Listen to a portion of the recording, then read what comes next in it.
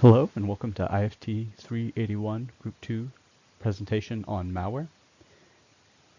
The people in the group are Joanne Bedolla, Joseph Andrews, and Kevin Kim. For today's agenda, we'll be talking about the history, the impact, detection and prevention of malware, and also how to respond to malware.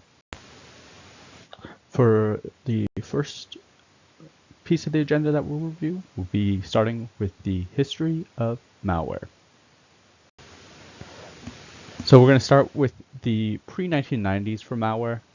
This is where things start kind of growing, trying different aspects of it. Some of the notable ones, the Creeper was one. This was notable for being self-replicating and used ARPANET, which was basically the internet, but before the internet. This was just used in 1971, created the Creeper. Elk Cloner was the other one. This was a prank, and it showed a poem on the 50th time of boot on a computer.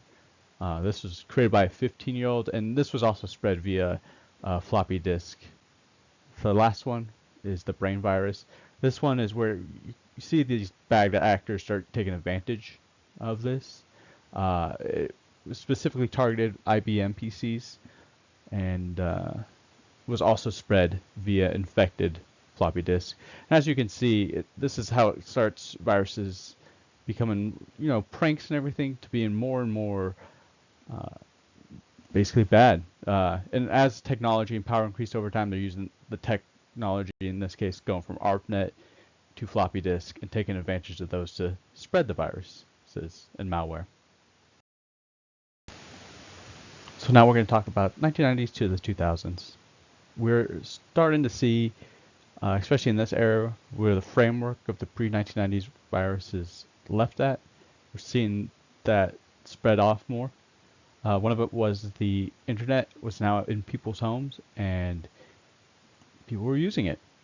This allowed viruses to infect more machines faster. Morris virus was one of these viruses. It ended up utilizing the internet and affected 10% of all computers connected to the internet at the time.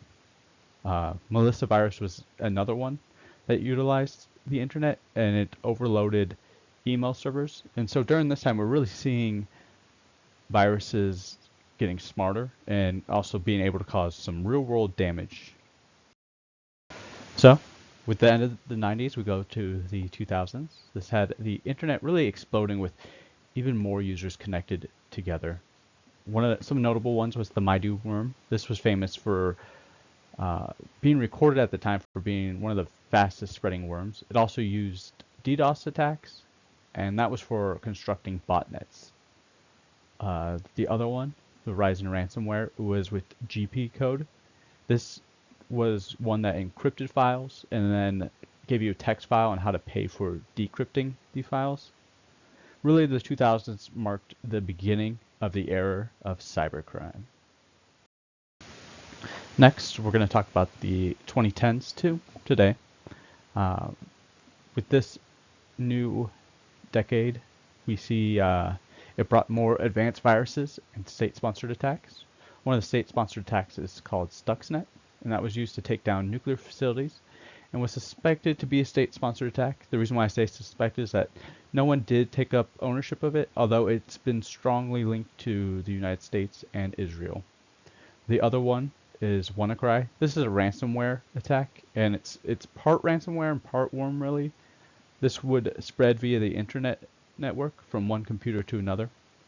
These viruses and malware brought on how ransomware really became the dominant form of malware, and we really do expect this to increase just due to ransomware having a really lucrative return on investment. Next, let's talk about the mechanisms of malware.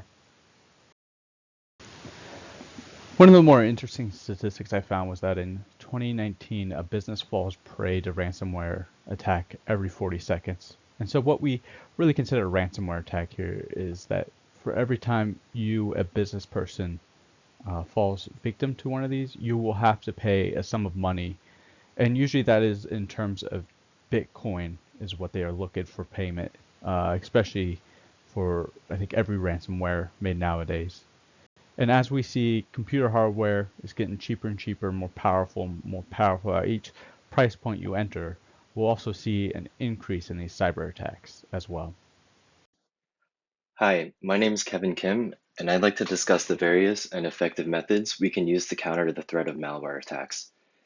In cybersecurity, it's generally accepted that in the context of cyber threats, prevention is ideal, but detection is a must. And with technology becoming such an integral part of our lives, malware really poses a very serious and consequential threat.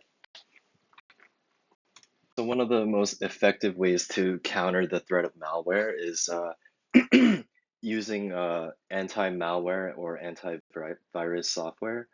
And I want to just start off with the most prevalent technique that's found to combat malware, and it's called signature-based detection. And it's the most commonly found one, and it's really not a very complex process that it uses to detect malware. Uh, This method, it uses a database which contains signatures, and these are unique identifying pieces of malware that's usually in code, bytes, or hash. Uh, it'll take that known piece of information, that known piece of malware, and then it compares it to whatever suspected potential malware file, and see if there's a match. And like I said before, it's not exactly a sophisticated procedure. However, it is efficient and it is an effective way to detect potential malware that's already been exposed to the public. But it does lack a little. It's weak when it comes to searching for new malware files or undiscovered ones. And because of this weakness, it's actually usually coupled with another technology called behavior-based detection. So to accommodate for the weakness of signature-based detection, lots of anti-malware software actually uses another technology called behavior-based software in conjunction with it. And as you can guess from the name, it observes the behavior of potentially uh, of potential files containing malware. Um, it does this by looking for suspicious or abnormal behavior. And the way this works is it establishes a baseline for what the normal behavior of the system is and uses that as a reference. Uh, Once it obtains a baseline for what normal is like for the system, it takes that and monitors and consistently observes the system, looking for any behavior that deviates from what it established as normal. It's a very effective way to detect malware and certainly more complex than signature-based detection. Its complex nature also gives it the ability to detect new malware files because the behavior of malware files generally remain the same.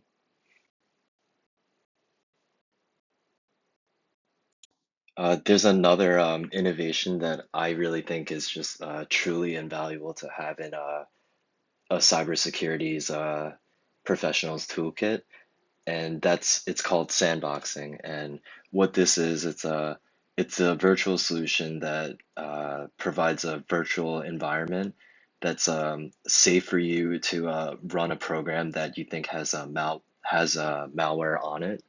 And what it does is you can run this file within that environment without suffering the consequences affecting the entire system.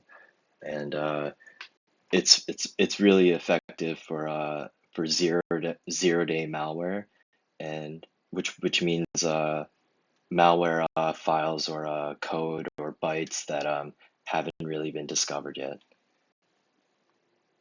The last method for countering malware attacks is what I think is possibly and arguably the most effective way to deter malware attacks, and is employee training and awareness and of socially engineered malware attacks, and that's actually because most cyber related attacks actually stem from socially engineered schemes, and these types of cyber attacks rely on exposing the human psychology through deceit or manipulation, or honestly, usually both.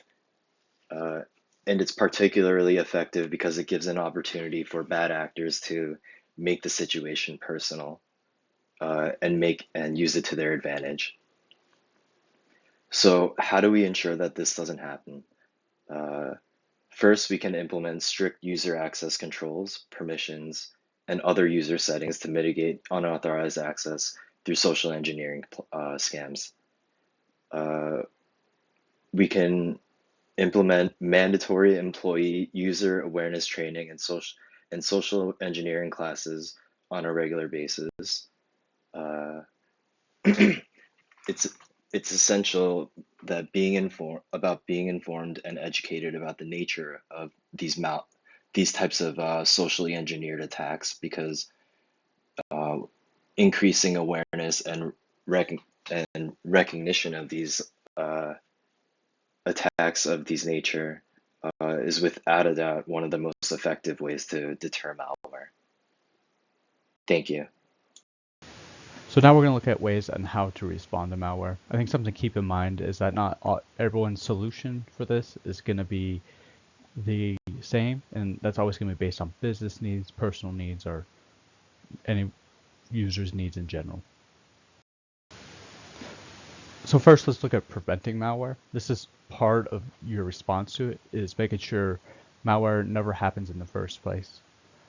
Part of it is just it's not going to be a one solution fits all, but some things to be aware of that everyone should be employing is firewalls, intrusion detection systems, making sure that configurations for their systems and network are proper and kept in line with the various organization standards, and that should all help you in preventing malware. However, prevention is ideal. You want to make sure that detection is a must-have for anyone's network. So detection being a must, it's always important to be constantly monitoring your business's network traffic and system actions. That way we're looking for things that just stand out, that are irregular from actions that we expect, such as if one of your end users who usually logs into work from 8 a.m. to 5 p.m., if they log into the system at some point at 2 a.m., you want to have some way to log and track that, as an example. You really want some endpoint detection software, and as well as have response solutions for just any type of situation, as well as just regularly scanning of systems in general. Antivirus software is always important to have for systems, and regular scanning is vital to that. Finally, we want to consider how we respond to malware. These are just a general idea. Every business is going to have a different best case solution for them, but a good way to respond to malware is always making sure you have a way to isolate any affected systems, that you are also conducting a detailed investigation, figuring out how this happened, how it got in. You want to make sure you're eliminating the malware, making sure it doesn't reinfect or stay into your network or systems, and that you're reporting the incident. These all don't have to be done at the same time or done step 1 or step 2. Again, every business is going to be different, but making sure you have a plan like this in order to follow really does help. So conclusion and some maybe final thoughts is to be aware of. Technology is only getting better. We're getting more advanced, more cores, more everything on it. That means malware is also going to get smarter too. It's the other thing, just being aware in your response to this of what's going on your network and your systems. This isn't going to be a one tool fits all solution. You can't use a Microsoft Excel for this. It's going to be what works best, though, for every business will be different. Finally, here's the works cited that we used. for this assignment. You feel free to review any of these that stick out to you. Otherwise, have a great day.